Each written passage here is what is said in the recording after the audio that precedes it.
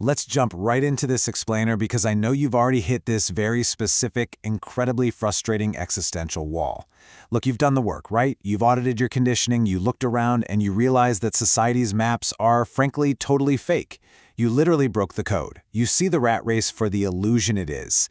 But now what? Seriously, what is the actual missing variable that takes all that awareness and translates it into a changed life? Because we have to ask the hard question here. If you so clearly understand the illusion of the daily grind, why are you still paralyzed? You essentially escaped the matrix of societal conditioning, only to lock yourself inside a brand new cage of overanalysis. Instead of rendering your own friction-tested reality, you're, well, sitting on the couch consuming more critiques of the simulation. Knowing the map is fake hasn't actually taught you how to walk the territory.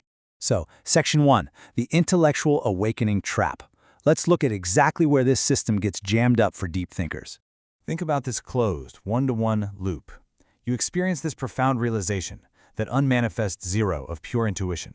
And what does your ego instantly do with it? It hands that beautiful insight right over to your rational mind to chop up into more concepts. You end up trapped in a loop, feeding intellectual maps into other intellectual maps. You basically just trade your old religious dogma for a new esoteric dogma, completely avoiding the sovereign bridge of actual physical action. And the biological root of this trap is absolutely wild. Michael Gazzaniga's famous split brain experiments proved the existence of the left brain interpreter. We like to call it the emissary. It operates using a super narrow beam of attention. Its entire job is to isolate, fragment, and force reality into rigid binary boxes. And the craziest part? It constantly invents highly plausible, completely fake explanations to justify your inaction and keep you comfy in your conceptual box. When that left hemisphere operates without the holistic oversight of the right hemisphere, it acts exactly like the Gnostic concept of the demiurge.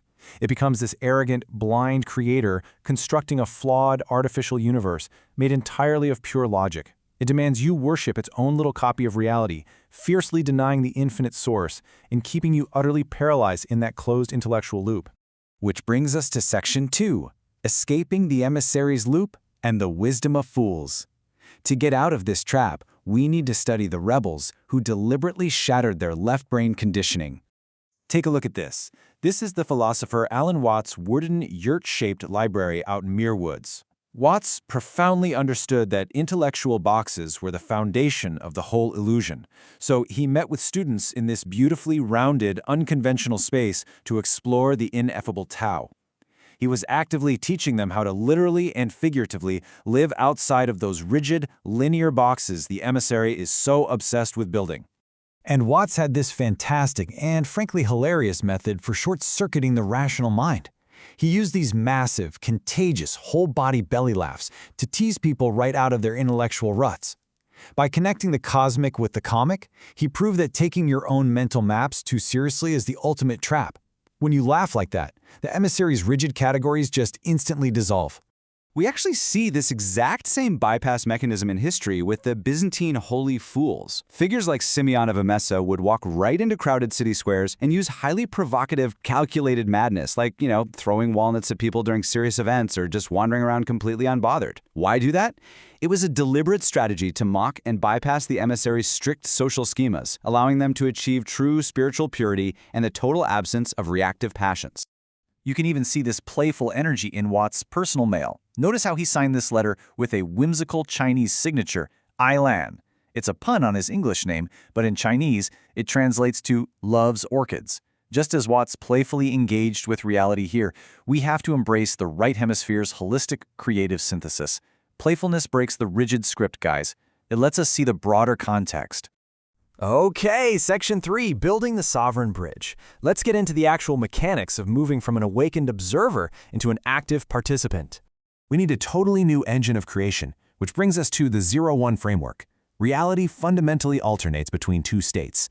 The 0 is the unknowable source, its pure potential, eternal order, the silence between your thoughts. The 1 is manifestation, it's matter, articulated reality, the physical render of your life. And here's the secret. True self-governance isn't about living permanently in the void of the 0. That's just a spiritual bypass. Your real job is to become the sovereign bridge. This is the conscious, active process of translation. You have to use your sheer will to take that vast, nonverbal intuition and pure potential of the zero, pull it across the bridge, and translate it into the lived, friction-tested reality of the one. You are not a passive pawn in this game. You are an active co-creator. If you're feeling exhausted all the time right now, this is exactly why. Trying to balance your life with pure logic is like trying to stand on a rigid beam. It's static control, and the second sudden pressure hits, it just snaps. True stability is a spinning disk. It relies on continuous, subtle motion under your center of gravity to achieve dynamic balance.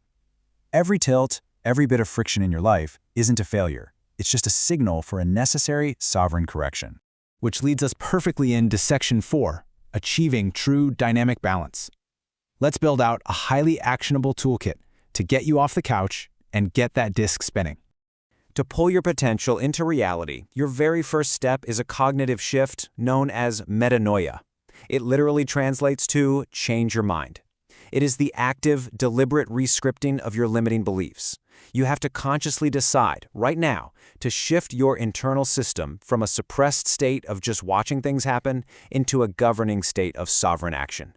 And you apply this shift using the what-for protocol. Pay attention, because this is where the actual work happens. Step 1, check. This means active sparring.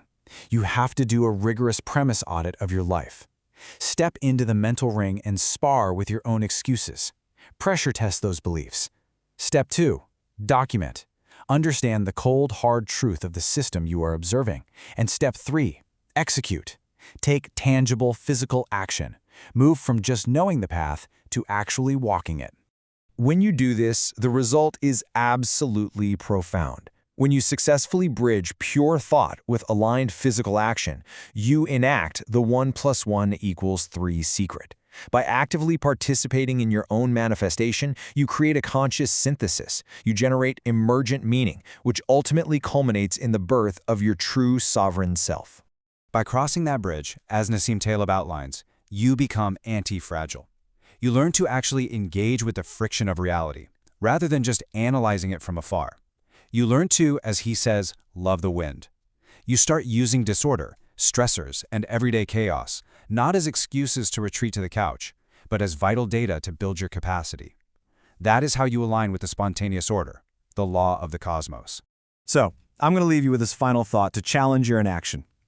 Knowing that the map is fake means absolutely nothing if you refuse to walk the actual territory. The missing variable in your awakening has always been your own deliberate physical action. So will you stay safely on the couch, analyzing the illusion, or will you cross the sovereign bridge and start rendering your own reality today? The choice is entirely yours.